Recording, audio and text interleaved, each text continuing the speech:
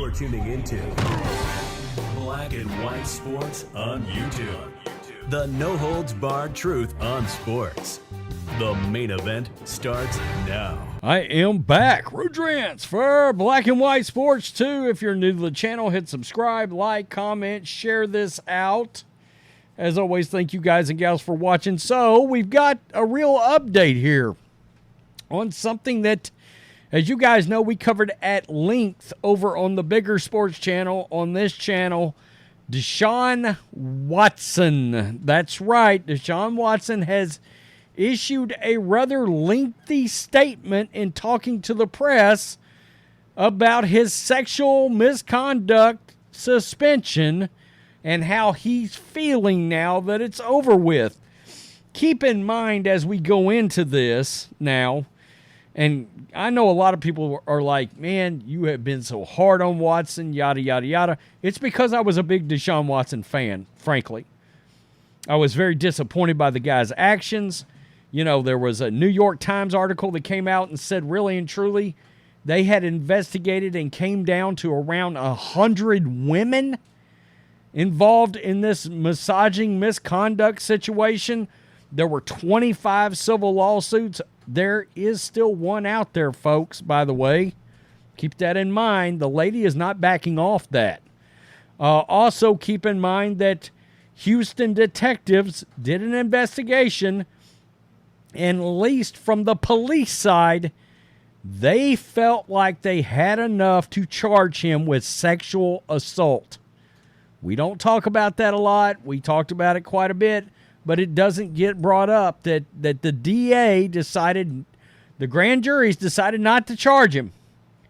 But from the police standpoint, they felt like they had enough. We found out the Houston Texans were complicit in helping all this with these women, some of them signing NDAs, etc., trying to protect their quarterback.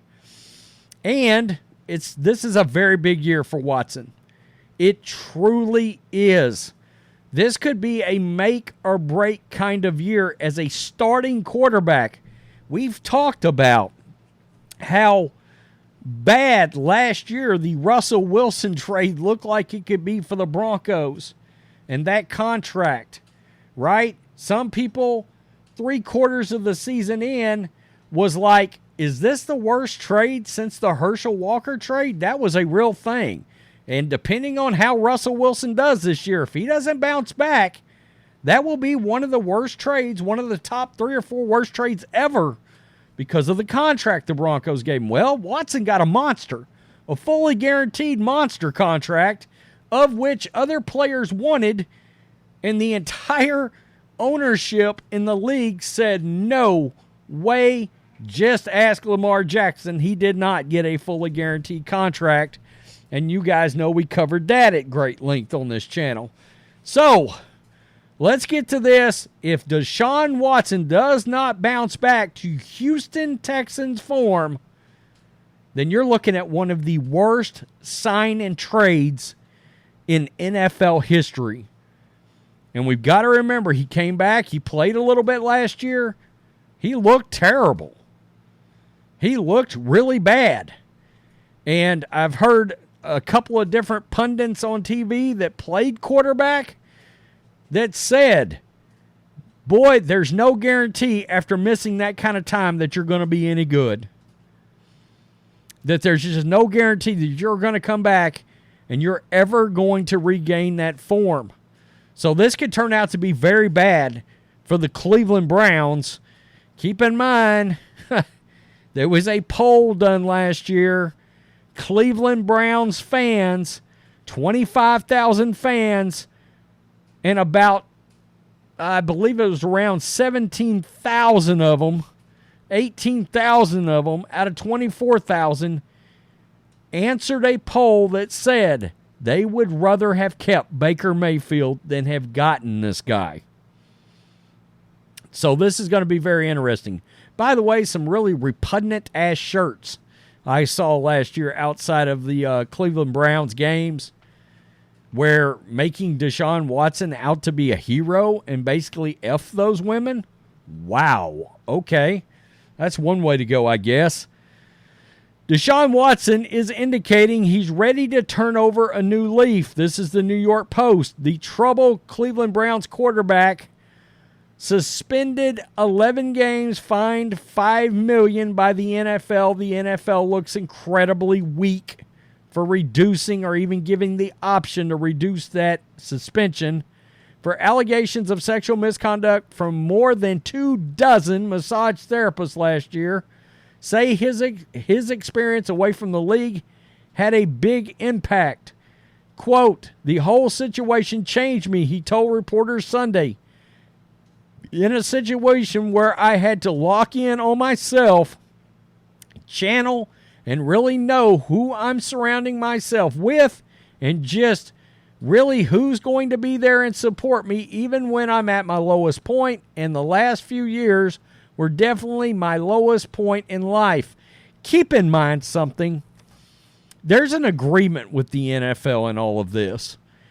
And if at any point Roger Goodell feels like that Deshaun Watson is not holding up his end of the bargain, and far as showing contrition and remorse and fulfilling certain kinds of obligations like therapy sessions, he can be resuspended, by the way. That's a thing, or at least it was a thing. Whether or not Goodell is hoping that will fade into the background and nobody will remember, that's another issue. Goodell may hope that. But that's why we're here. But that's a part of life. I just grow from it, I learn from it, and I continue to move forward and push forward and continue to show my real character, my real personality, and who I am. That's the problem. Everybody thought you were a hell of a good dude. I thought you were a hell of a good dude. I mean, think about that. I mean, Dabo really stepped up for you when you came out of Clemson. The quarterback reportedly addressed his new team, letting them in on his side of the suspension story. Quote, "Things that people don't really get to hear about, especially last year, it's been the media directing and narrating something else. My story has been kind of overshadowed." Oh, this could really get him in some trouble. Because part of this is admitting that he did wrongdoing. And the league was supposedly serious about holding him to understanding, look, we consider you guilty. So, I don't know. It's going to be interesting. My gut feeling is Roger Goodell hopes this just fades away. Keep in mind, man, if he pops on another lawsuit that's not inside that agreed upon time span, boy, this is going to get ugly. If something else happens, something else comes out, Roger Goodell's going to look like Bozo the Clown, even more so than he already does usually. Watson also added he was feeling more comfortable in Cleveland, where he was traded in March 2022 and subsequently signed a 5-year, $230 million deal, the largest guarantee amount in NFL history. Feel really well, feel really good, comfortable around the guys, the locker room, the coaching staff, the organization, and just the city of Cleveland. So having an opportunity to go into the season with a full offseason, locked in, focus, it definitely feels good. I want to keep channeling and cherishing all that energy and that positive energy that's been spread around this organization. Watson made his debut with the Browns last December following 4 seasons with the Texans, in which he made the Pro Bowl 3 times and led the league in passing with 4,823 yards in 2020. Cleveland went 3-3 in 6 games that Watson started. He tossed 1,102 yards and 7 TDs, but he looked really bad in most of that playing time. Several times during NFL Sunday, Watson was trending, and for all the wrong reasons on the field. It was bad, but he missed a lot of time. So, I mean, we'll see how that turns out. We'll see if he can keep his nose clean.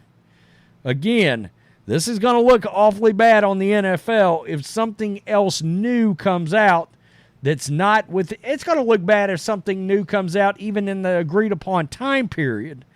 In other words, he doesn't get any added suspensions because it's covered in a time period, which is odd that the NFL did that. But they said from this time period to this time period, anything that comes out, that's why that 25th lawsuit didn't spring additional time, because it was in that time period. But if something comes out after the fact, after that time period, it could get awfully bad for Deshaun Watson. It could get bad for the NFL because publicly they're going to get destroyed more than they got destroyed anyway. And a lot of people destroyed the NFL over how lax that suspension was and letting it get reduced, because all this came out. Roger Goodell wanted a full season, and then he bent the knee, right? And yeah, unfortunately, and I don't know how this happens, but the Deshaun Watson thing became a race issue. I mean, it's just absurd, you know? I mean, it's crazy. So all this fire around, and I've had people ask me, well, why do you treat this differently than Michael Irvin? Because we're talking about one situation. Look, if it would have been one or two women with Watson, I'd have handled that differently. I would have. But when you have 25 civil lawsuits, when you have, I can't remember how many actual cases the New York Times found that they actually found to the point of women's names. It was around like 65. And then they found an additional 35 that they couldn't actually track down the names on, but they knew there were other women. They had found that much out. So, you know, when there's that much smoke, yeah, there's a fire somewhere. There's just no way. And that is that's a forest fire at that point, right? So can't ignore that. Can't ignore that. Tell me what you think. Statement, we'll see. If you're a Cleveland Brown fan, I know a lot of you Browns fans are torn. Jim Tomei, a Cleveland legend, played for the Indians. Him and his wife, they turned in their season tickets. They were like, we're not supporting this guy. So I don't know. It's going to be interesting. I know Cleveland Browns fans want a winner. This team's got a lot of talent. I think Jim Schwartz coming in is a big deal.